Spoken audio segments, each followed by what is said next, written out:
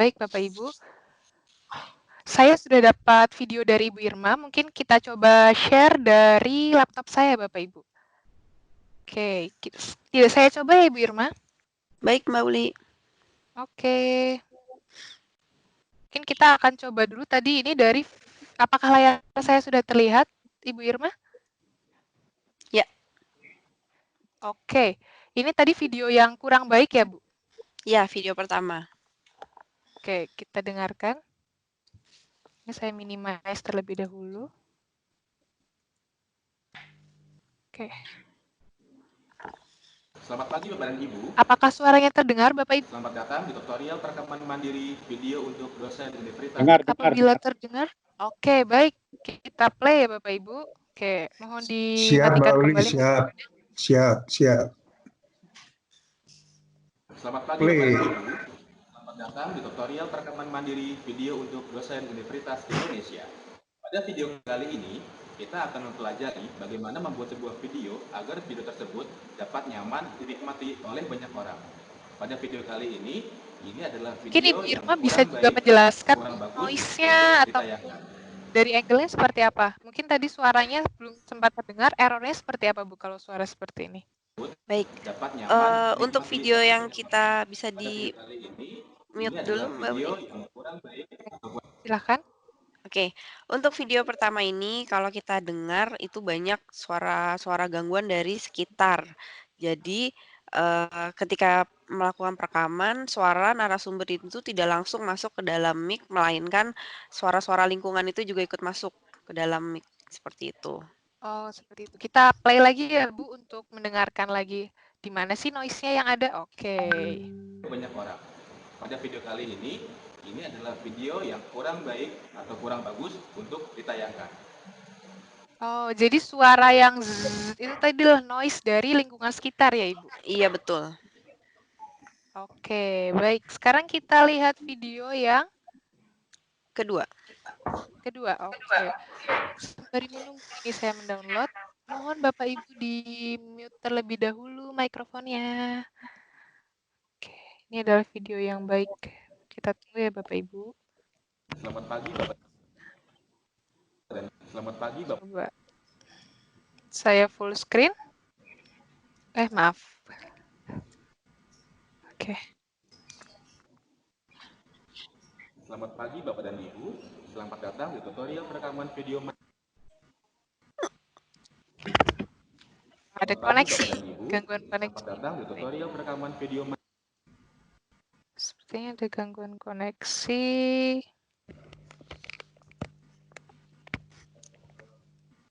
Mungkin Ibu Irma bisa menjelaskan yang dimaksud lebih baik seperti apa, Bu?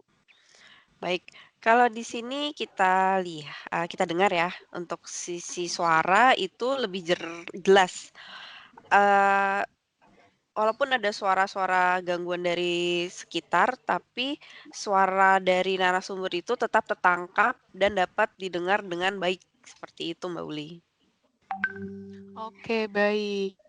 Mungkin bisa dijelaskan juga Ibu Irma kira-kira apa ya Bu tipsnya supaya noise-nya tidak masuk ke dalam video yang dibuat? Baik, untuk suara yang lebih baik tadi sudah saya jelaskan juga, kita bisa memaksimalkan menggunakan mic eksternal, seperti itu. Ada beberapa macam jenis mic yang bisa kita gunakan. Salah satunya yang saya rekomendasikan adalah Cardioid, yaitu di mana mic tersebut sebentar.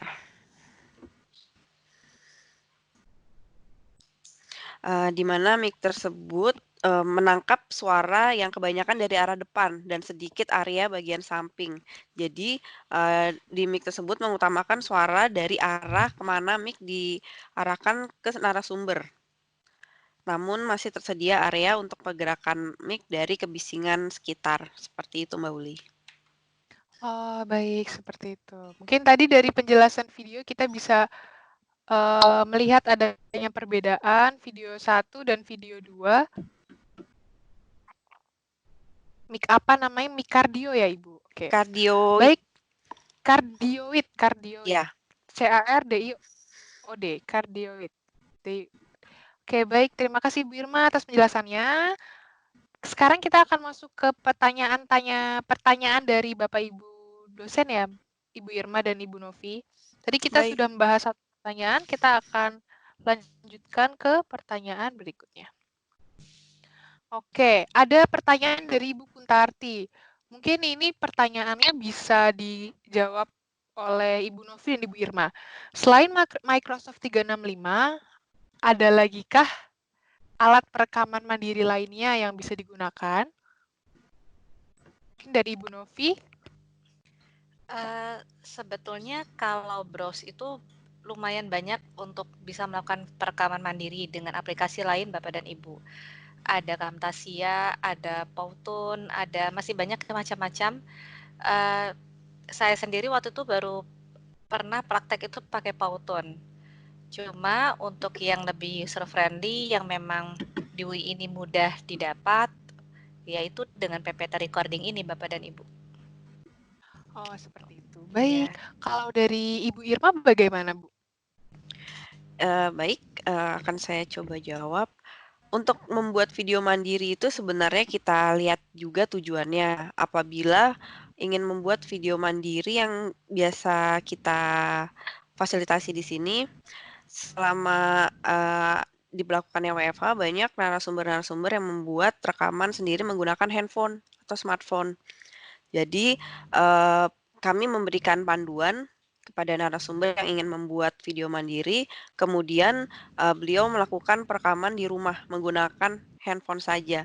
Dan hasilnya cukup baik dan mungkin Bapak dan Ibu bisa lihat di web office.ui.ac.id.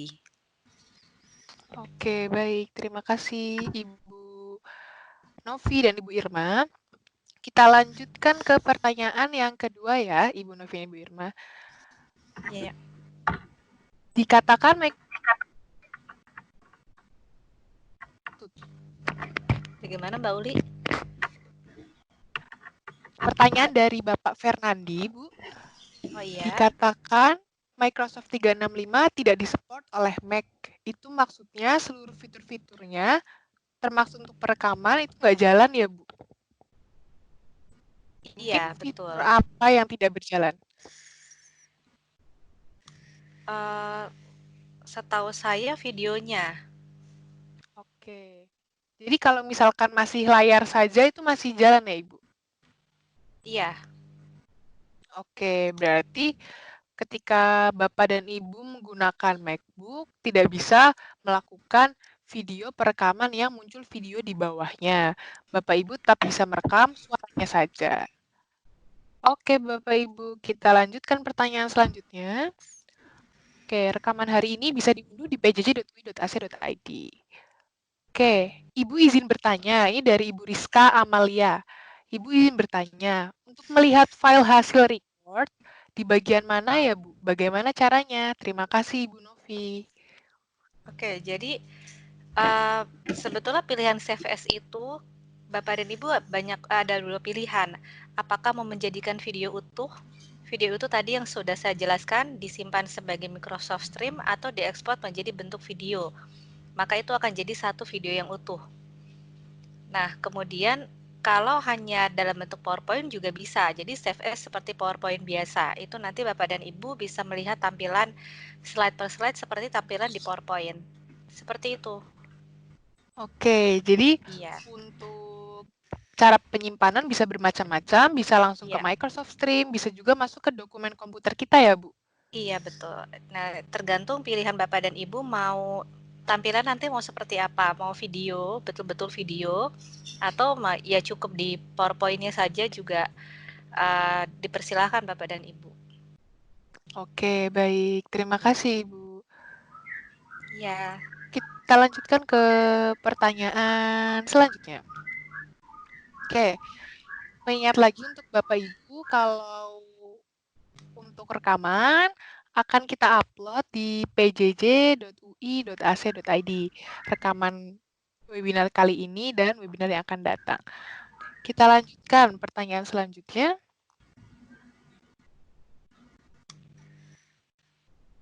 Oke. Adalah dari Bapak Harsanto Nursadi. Ini menarik, Bu. Dari pengalaman, kuliah kurang lebih 60 menit, filenya sangat besar, dan mengembed ke emas juga tidak mudah karena file besar. Kira-kira bagaimana, Bu, tipsnya untuk membuat file besar itu bisa lebih mudah diupload ataupun ditonton oleh mahasiswa? Mungkin ini dari Ibu Irma dulu ya, Bu, terkait dengan durasi. Baik.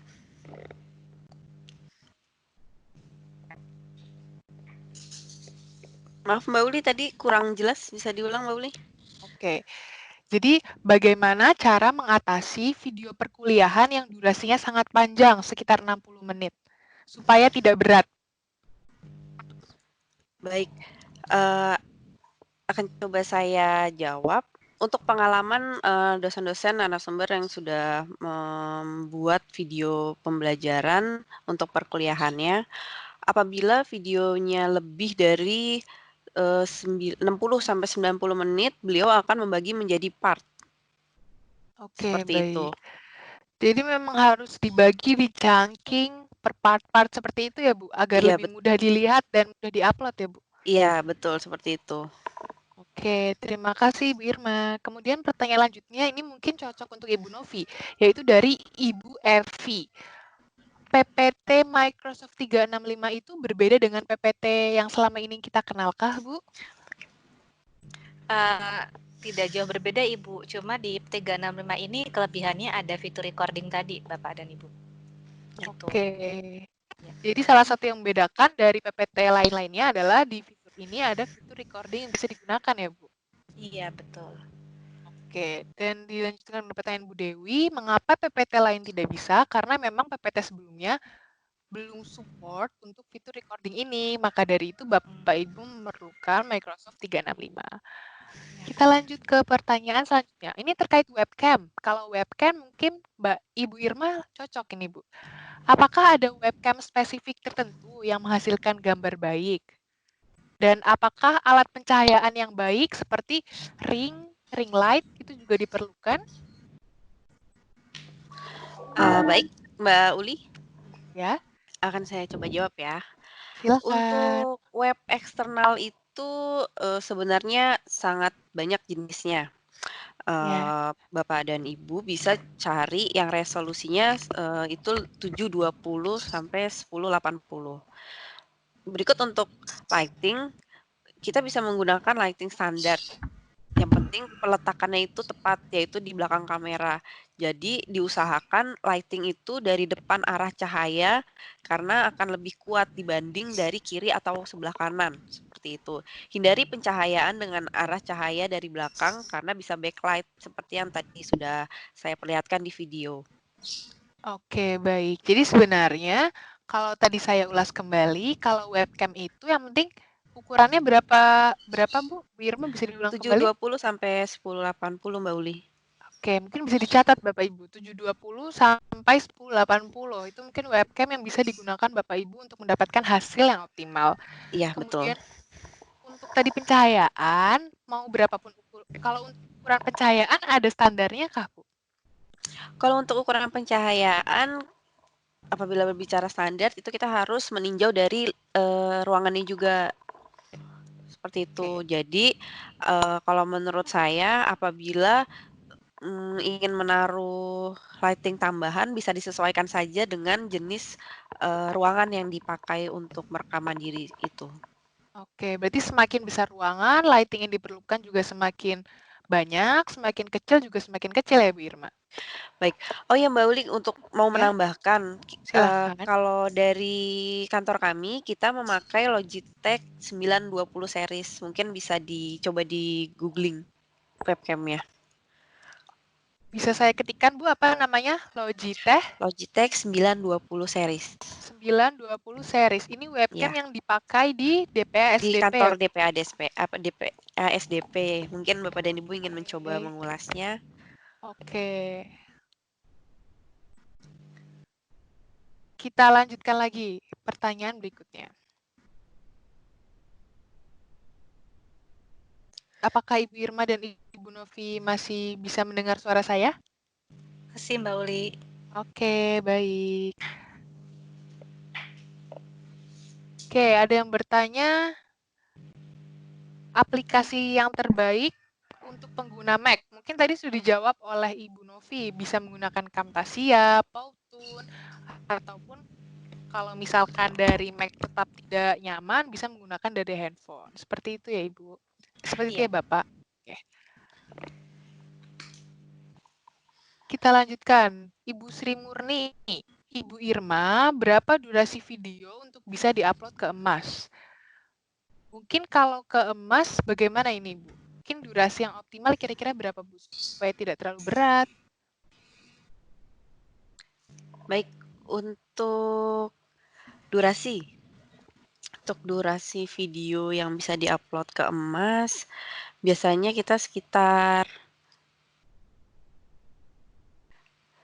maksimal yang efektif ya Bapak dan Ibu itu 10 sampai 20 menit itu udah sangat panjang.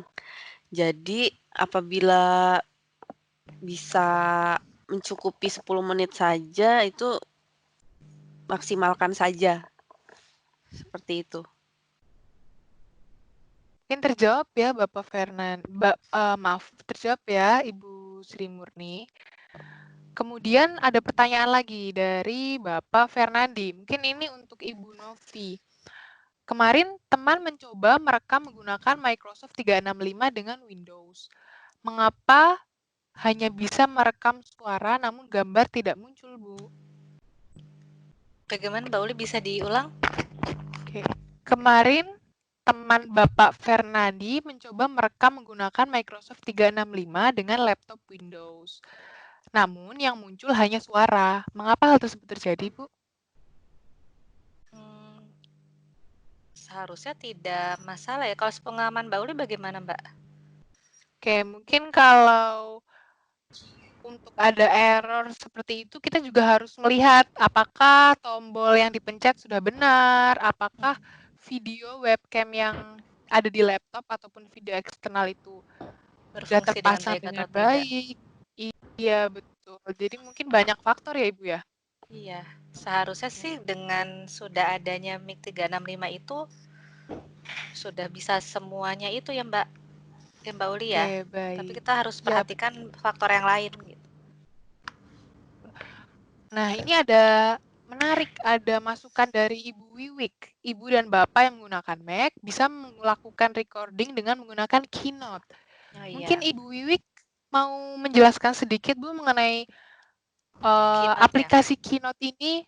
Kebetulan kita dari DPSDP juga belum pernah nih Bu menggunakan aplikasi Keynote. Ibu Wiwik, apakah masih ada di room chat ini?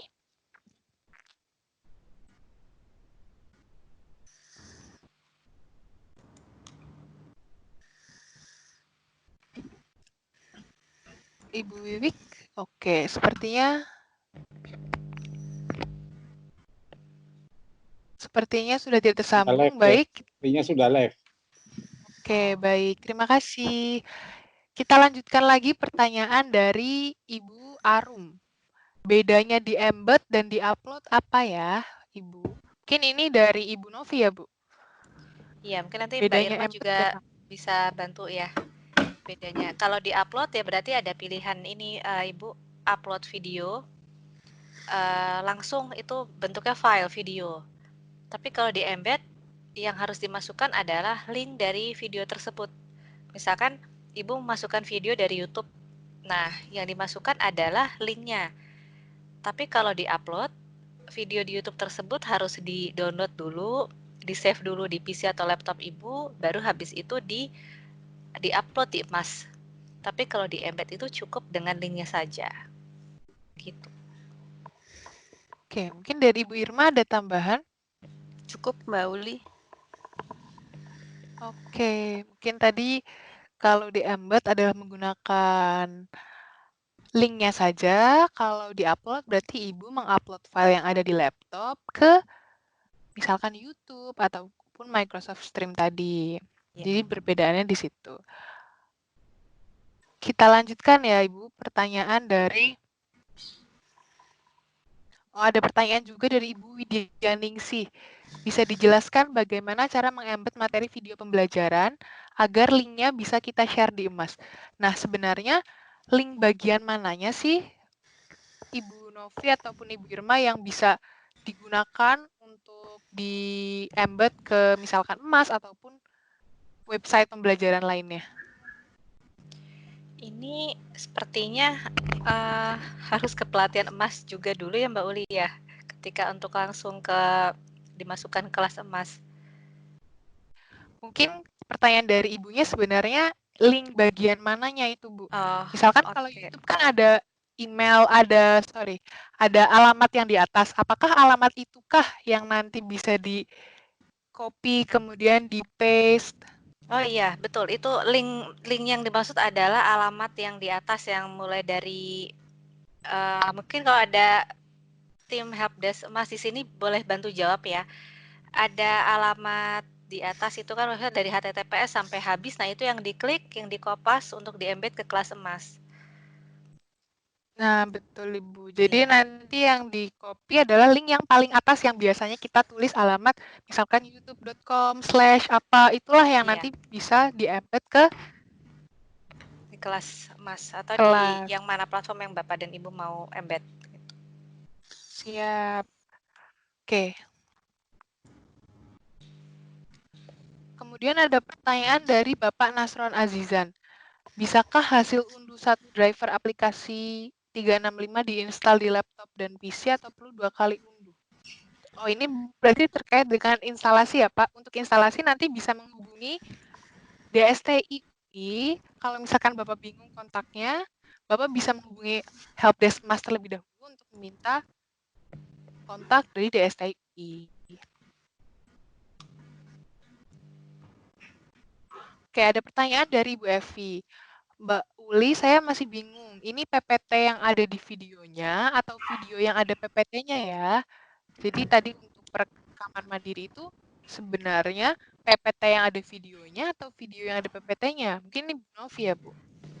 Ini PPT yang ada videonya. Gitu. Oke, berarti yang utama tetap Jadi mungkin nanti kan di akhir Mbak Uli akan share itu ya. Kita akan cari video rekaman mandiri yang baik. Bisa di-share ya Mbak Uli ya. Mbak Uli. Oke, baik. Iya, Iya. ya jadi kan ketika buka PPT ada fitur video recording, nanti keluarannya adalah PPT dengan ada videonya gitu.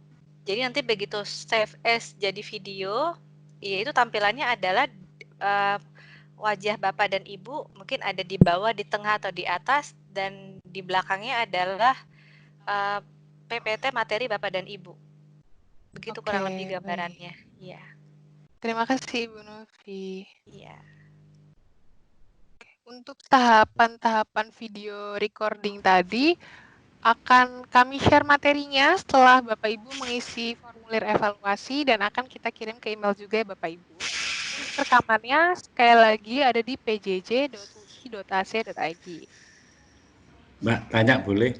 Oh, iya Pak, silakan Bapak. Mungkin bisa Ini perkenalkan diri dulu Pak. ya, Satrio Budiadi dari VIA UI. Kebetulan beberapa materi kuliah saya sudah saya upload ke YouTube channel saya sejak 2017. Nah, pertanyaannya adalah, bolehkah rekaman saya menggunakan 365 ini saya masukkan sebagai konten di channel saya maupun di podcast saya? Di podcast ya Pak. Oke, mungkin dari terkait hal ini yang bisa menjawab untuk Bapak Ibu selain Bapak Satrio mohon untuk Masih ya Mas. Mau cuti 2 hari. Bagaimana Mbak Uli? untuk Bapak Ibu Izinnya ke KPS atau ke Pertiwi doang boleh nggak sih?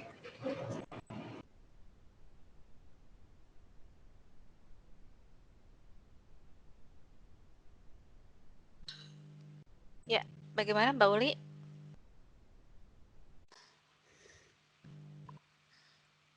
Halo Mbak Uli. Oke. Tadi pertanyaan dari Bapak Satrio adalah, apakah boleh materi perkuliahan dijadikan konten podcast ya, Pak? Dan channel YouTube saya.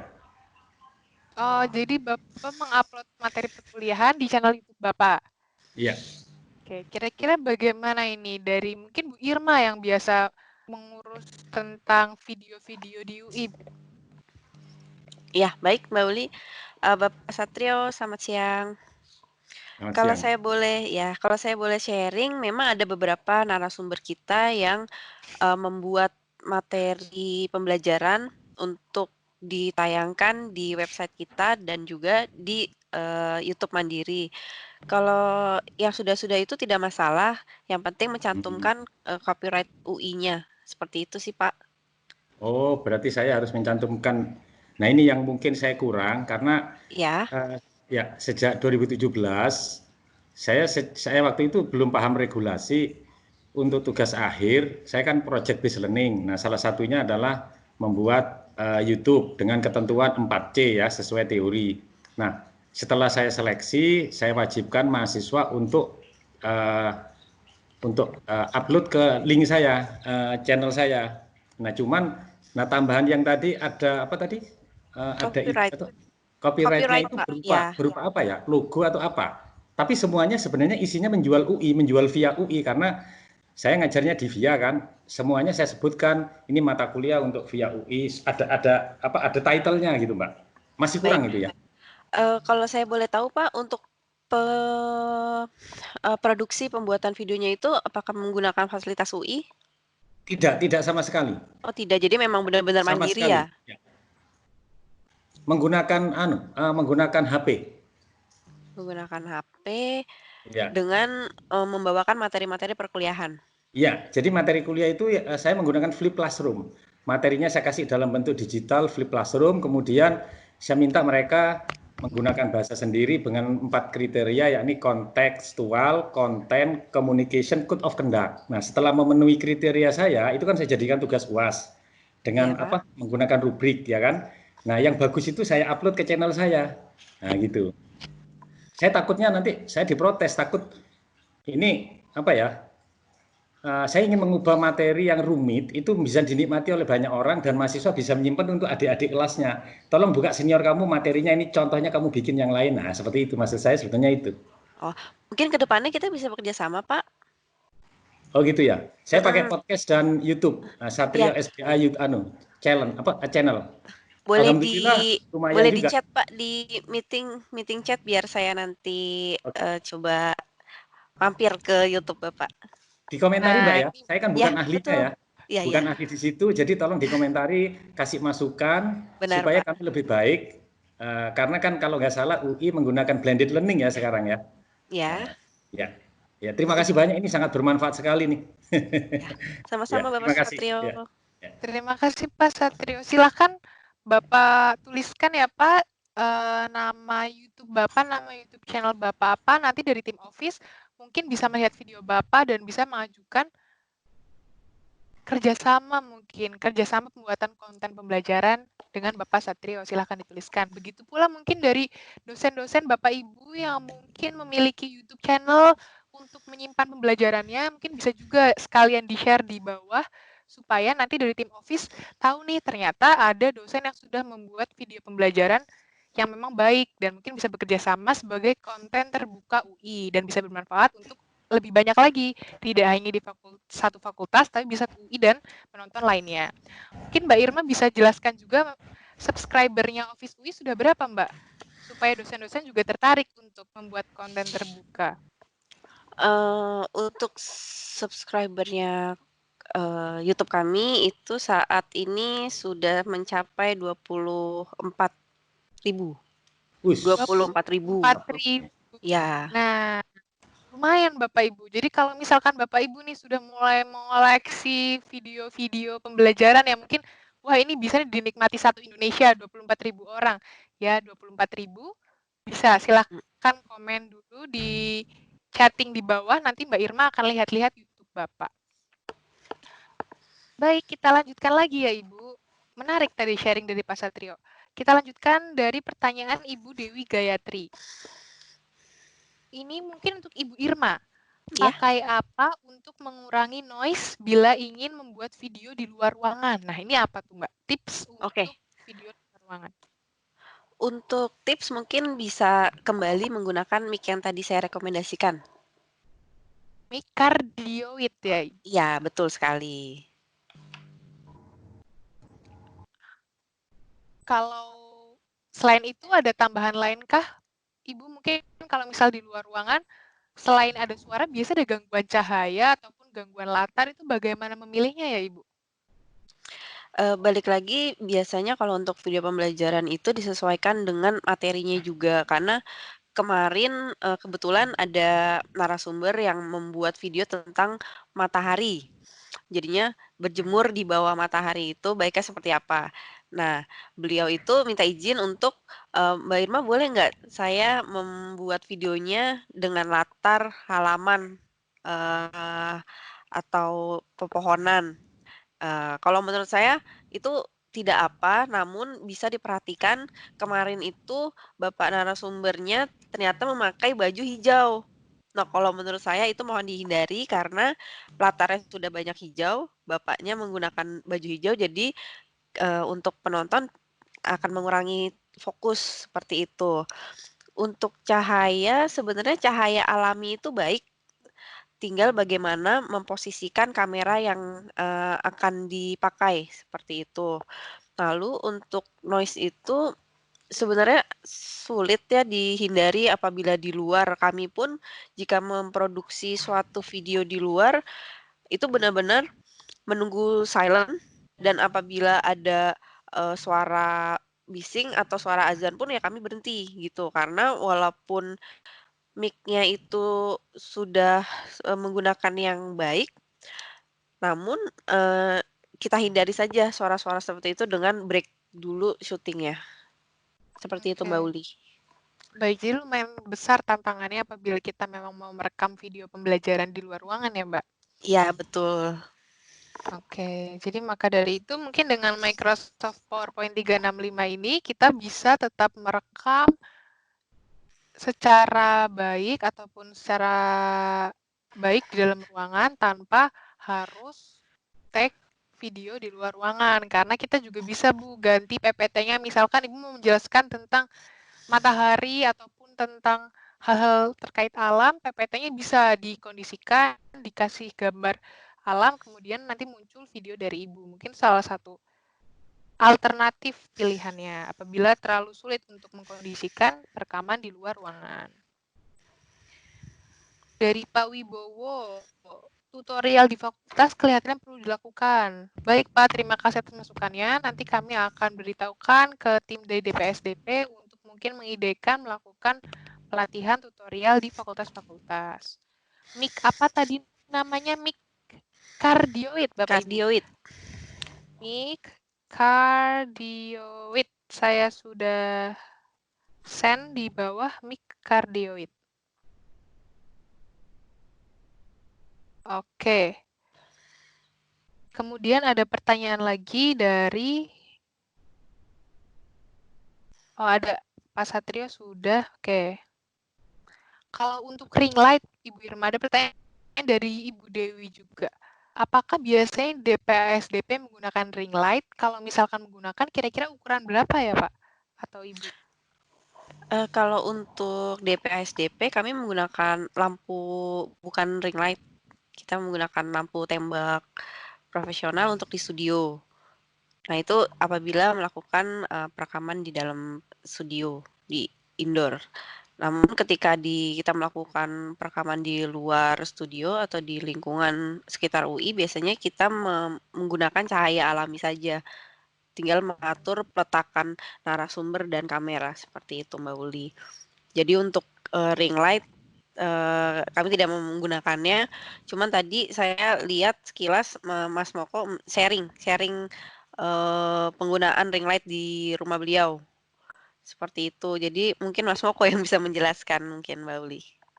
Oke, Pak Moko, apakah ada di forum ini, Pak?